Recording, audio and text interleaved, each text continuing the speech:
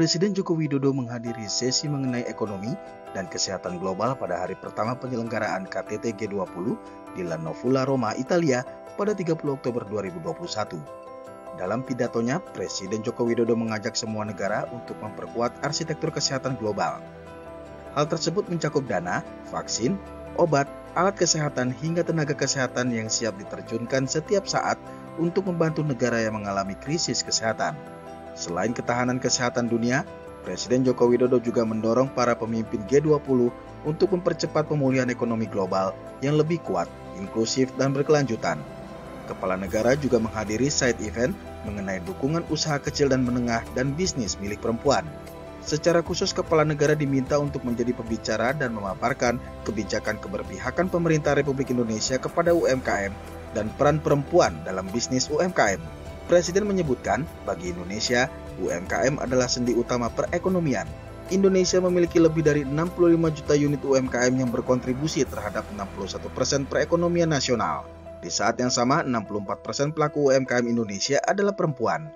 Sehingga bagi Indonesia, memberdayakan UMKM berarti juga memberdayakan kaum perempuan.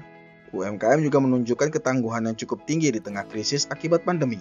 Untuk itu, Presiden mendorong sejumlah aksi nyata seperti meningkatkan inklusi keuangan perempuan, mendukung transformasi ekonomi UMKM, serta keberpihakan G20 pada digitalisasi UMKM dan perempuan yang mencakup pembangunan infrastruktur digital, kerjasama teknologi, perluasan konektivitas digital secara inklusif, serta peningkatan literasi digital pelaku UMKM. Berbagai langkah strategis tersebut telah mendorong pertumbuhan ekonomi Indonesia yang tumbuh 7,07% pada triwulan kedua tahun 2021, menurunkan angka pengangguran dan kemiskinan, serta meningkatkan nilai ekspor sebesar 37,7%. Di sela rangkaian acara KTT G20, Presiden Joko Widodo juga menggelar pertemuan bilateral dengan beberapa pemimpin negara, di antaranya Perdana Menteri Australia hingga Presiden Turki Recep Tayyip Erdogan. Pertama dengan Perdana Menteri Australia Scott Morrison, Pak Menko Ekonomi dan saya ikut mendampingi Bapak Presiden.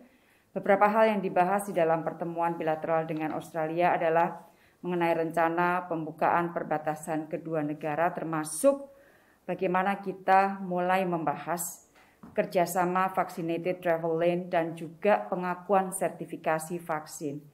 Kemudian kerjasama ekonomi hijau sebagai bagian dari aksi bersama perubahan iklim. Kemudian kolaborasi di sektor ekonomi digital sebagai sektor potensial menghidupkan kembali hub ekonomi Indonesia Australia pasca pandemi. Dan ini tentunya sejalan dengan Indonesia Australia CEPA. Dan kedua pemimpin juga menyepakati Joint Statement on Cooperation on Green Economy and Energy Transition. Pertemuan bilateral yang kedua adalah dengan Presiden Prancis, Presiden Macron, dan beberapa hal yang dibahas antara lain komitmen untuk terus meningkatkan kerjasama ketahanan. Kemudian beliau berdua membahas mengenai kerjasama digitalisasi dan juga ekonomi hijau. Dan Presiden Prancis juga memberikan informasi bahwa tahun depan Februari akan ada pertemuan Indo-Pasifik di Perancis dan Perancis ingin mengundang Indonesia. Selain itu, Presiden Perancis ingin menggunakan presidensinya di Uni Eropa mulai Januari tahun depan untuk lebih memperkuat hubungan dengan Indonesia, dengan ASEAN, dan akan terus melakukan koordinasi dengan Indonesia dalam kapasitas sebagai Ketua G20.